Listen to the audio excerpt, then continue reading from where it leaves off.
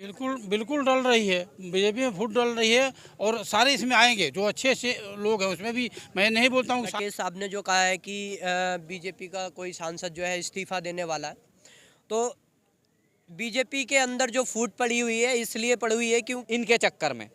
तो अब इनमें खुद ही इनमें फूट पड़ने वाली है बिल्कुल। और जिस दिन इनमें विद्रोह होगा तो ऐसा होगा, और मैं तो ये कहूँगा कि होना भी चाहिए, क्योंकि एमएसपी का रेट कहीं नहीं दिया जा रहा है। इसीलिए ये कॉल की गई है कि आप लोग अपनी जो फसल है उसको लेके घर से, अगर आपकी मंडी में एमएसपी पे वो नहीं बेची जाती है, उसको लेके यहाँ आइए, संसद भवन में बेचेंगे अब हम उसको।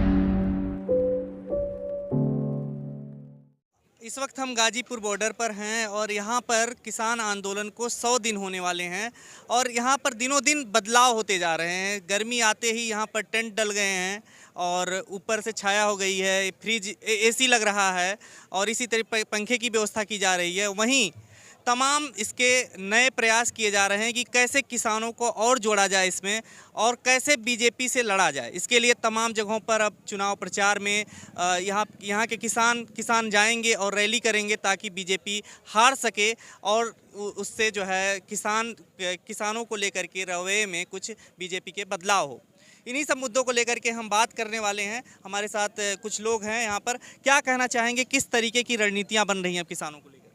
जी, जय हिंद, वंदे मातरम। हरविंदर सिंह राणा, राष्ट्रीय प्रवक्ता, वेटरन एसोसिएशन, पूर्व सैनिक संगठन ऑल इंडिया।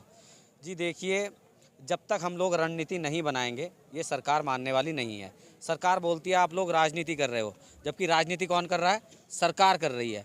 तो सरकार को अब राजनीति की ही भाषा से समझाया जाएगा अब।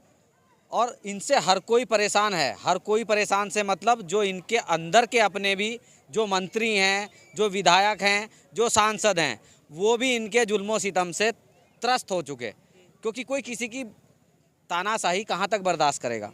अब इन्होंने जो हमारे कैबिनेट मंत्री हैं संजीव बालियान जी, जब उन पे प्रेशर डाला ऊपर से कि आप जाइए और समझाइए, सभी ने देखा क्या दुर्दशा हुई उनकी।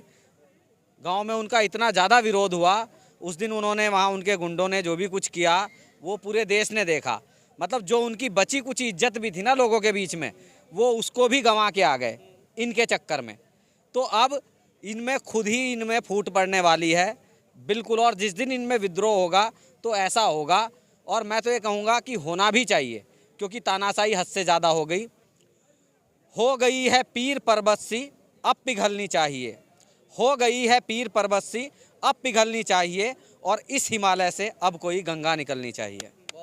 राकेश टिकैत का दावा है इसी बीच कि जो है कुछ खबरें आ रही हैं किसान आंदोलन के खिलाफ ही एक बीजेपी सांसद का इस्तीफा भी इसी महीने होने वाला है। क्या कहेंगे इस मुद्दे पर?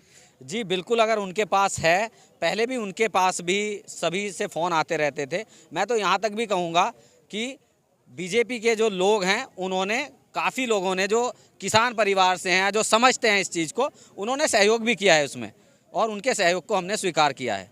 और अब हम लोग बंगाल की तरफ कूच करेंगे अगर सरकार अपने कानों में रुई डालकर बैठती है, नहीं सुनती है। सिर्फ किसानों के ही मुद्दे नहीं है इस देश में, जवानों के मुद्दे देखिए आप। 1 रैंक 1 पेंशन के लिए 2000 दिन से ऊपर हो गए हमको बैठे हुए जंतर मंतर पे, कोई सुनवाई नहीं होती। उसके बाद आप देखिए जो अर्धसैनिक बल के जवान हैं हमारे, उनके लिए पेंशन नहीं है, उनके लिए शहीद का दर्जा नहीं है। कब तक चुप बैठे हैं हम? क्या हम लोग सिर्फ वहाँ से आके और लोकतंत्र है इस नाम पे सिर्फ वोट डाल के और स्याही पे, उंगली पे स्याही लगा के और घर बैठ जाएं? या फिर जो आज का युवा है वो पकौड़े तलता रहे, आपसे सवाल ना पूछे?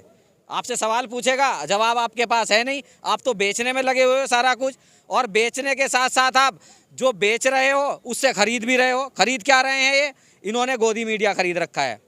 इन्होंने सारा तंत्र जो भारत का इस टाइम, सीबीआई, एनआईए और इनकम टैक्स डिपार्टमेंट जो ईडी है, कहीं भी छापे लगवा देते हैं। ये सारा कुछ इन्होंने, सुप्रीम कोर्ट, सब कुछ खरीद रहा है। देश को बेच रहे हैं, उनको खरीद रहे हैं ताकि हम लोग मजबूत हो जाएं। दोनों हाथों से लूट मचाई हुई है देश में इस टाइम।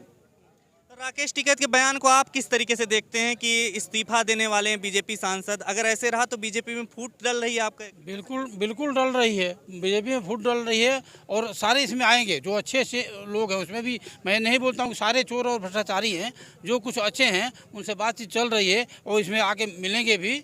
और अभी हम ये भी बता रहे हैं कि जो बचे हुए हैं अगर जो ये तीनों बिल वापस नहीं होता है, एमएसपी पर कानून नहीं बनता है, तो हम हर स्टेट में घूमेंगे और बीजेपी के सांसद चाहे एमएलए जहाँ जहाँ से भी खड़े होंगे, हम अपने पूर्व सैनिक वहाँ से अपने संगठन से चाहे निर्दलीय हमको खड़ा करना पड़ेगा, हम उनके खिलाफ खड़ा करेंगे, जैसे बनारस में खड़ा किया था। एमएसपी का रेट कहीं नहीं दिया जा रहा है, इसीलिए ये कॉल की गई है कि आप लोग अपनी जो फसल है उसको लेके घर से, अगर आपकी मंडी में एमएसपी पे वो नहीं बेची जाती है, उसको लेके यहाँ आइए, संसद भवन में बेचेंगे अब हम उसको, क्योंकि संसद भवन को इन्होंने दलालों का अड्डा बना दिया है आज की डेट में। तो अब वो वहीं बिकेगी जो हमारी फसल है। आप क्या कहेंगे इन सब चीज़ों को लेकर? देखिए, ये जो आज का माहौल तैयार किया जा रहा है और ये जो हमारा किसान आंदोलन बीते 99 दिनों से चल रहा है, और राकेश साहब ने जो कहा है कि बीजेपी का कोई सांसद जो है इस्तीफ़ा देने वाला है, तो बीजेपी के अंदर जो फूट पड़ी हुई है इसलिए पड़ी हुई है क्योंकि आज हम जहाँ भी जा रहे हैं, किसान आंदोलन के ज़रिए जहाँ भी खाप पंचायतें हो रही हैं, वहाँ पर पूरे ही आसपास के लोग लाखों की तादाद में उस सम्मेलन में शामिल होकर जो है हमारा सहयोग कर रहे हैं, किसान आंदोलन को मजबूत कर रहे हैं। और वहीं पर अगर कोई बीजेपी का कार्यकर्ता जाता है तो उसको जो है मतलब चप्पलों से मारकर या वैसे जो मतलब तरह तरह के जो है मुर्दाबाद के नारे लगाकर उनका जो है बाइकाट कर रहे हैं। तो उसकी वजह से कुछ सही लोग हैं, तो वो हो सकता है कि वो जो है इस चीज़ में मतलब तब्दील हो रहे हों, वो उसको जो है इस्तीफ़ा देना चाह रहे हों। तो ये जो चीज़ है ये अंदर की बात है, ये हमें मतलब यह है कि आपके थ्रू या राकेश जी के थ्रू पता लगाए, वो इस चीज़ को जो है ज़्यादा बेहतर वही जानेंगे। और जो राकेश साहब ने जो कहा है कि सांसद के पार्लियामेंट में जो है मतलब हम अपनी फसल को बेचेंगे, तो वो उन्होंने इसीलिए कहा है कि अगर ये एमएसपी पे कानून नहीं बनाते हैं, और मोदी जी वहाँ पार्लियामेंट से कहते हैं कि एमएसपी था, एमएसपी है और एमएसपी रहेगा, तो इसी चीज़ को लेकर हम जो है वहाँ पर अपनी फसल को बेचेंगे। एमएसपी पे जो है हम जो है मतलब एमएसपी का रेट लेंगे।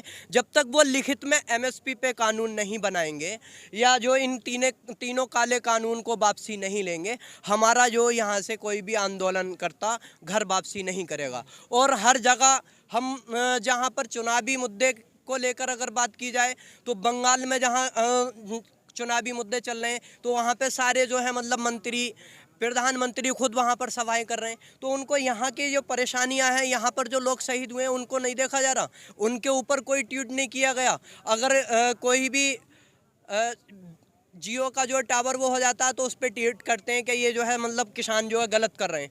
तो यहाँ पे किसान जो शहीद हुए हैं, इनके दुख दर्द को नहीं देख रहे हैं मोदी जी, वहाँ पर सभाएं कर रहे हैं। तो हम जो है वहाँ पर सभाएं जो कर रहे हैं, हम इसलिए कर रहे हैं, खाप पंचायत जो कर रहे हैं कि हम लोगों को जागरूक करें, ताकि यह है कि आगे को जो पीछे गलती कर दी है उस गलती को ना दोहराएं। यानी कि हमने जो पिछले 7 सालों में इस सरकार ने काम किया है उसको देखें। कोई भी वादा इन्होंने पूरा नहीं किया कि 2 करोड़ रोजगार देने का वादा किया था युवाओं को, कि हर साल में दिया इन्होंने? नहीं दिया ना। 15 लाख हर एक के खाते में आने का वादा किया था, किया है? नोटबंदी की, उसके बाद जो काला धन वापस लाने का वादा किया था, लाए? इन्होंने कोई भी वादा पूरा नहीं किया। अगर एक भी वादा पूरा किया हो तो आप बताइए मुझे। तो इसी को देखते हुए हम जो है हर जगह जाएंगे और लोगों को जागरूक करेंगे। जो भी आने वाली सरकार हो वो लोगों के हित में अगर सोचती है तो उसी को वोट करें, और यही हमारे मुद्दे रहेंगे। सभी भाइयों को मेरा नमस्कार। मुझे यहाँ 1 महीना 25 दिन हो गए और मेरा गला भी पड़ चुका है, लेकिन बोलने में थोड़ी तकलीफ हो रही। मेरे भाई बहन यहाँ सभी आ रहे, मैं कुछ ना कुछ कहूँगा। आप बताओ सर, आपका सवाल का जवाब मैं दूँगा। कि आप क्या कहना चाह रहे हैं?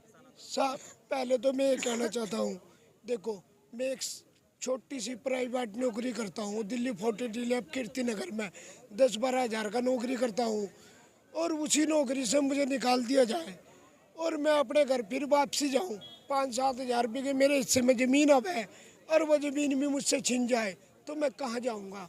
मैं ये पूछना चाहता हूँ। बोलो। कार को हमने सीट पे बिठाया तो उसे ले भी आएंगे हम नीचे में, जहाँ बिठाया था आसमान में बिठाया तो धरती पे ले भी आएंगे। और एक बात मैं और कहना चाहूँगा, एक बात मोदी ने कही थी हमसे कि भाई इन बच्चों के आंसू जो है व्यर्थ नहीं जाने दूंगा। आज हम वो बात कह रहे, भाई बाबा टिकैत के आंसू जो है वो हम व्यर्थ नहीं जाने देंगे। हमें चाहे हम 2024 हो जाए, यहाँ हमें कोई दिक्कत नहीं है। खबरों में बने रहने के लिए फोरम 4 को सब्सक्राइब करें और नोटिफिकेशन पाने के लिए बेल आइकन दबाएं।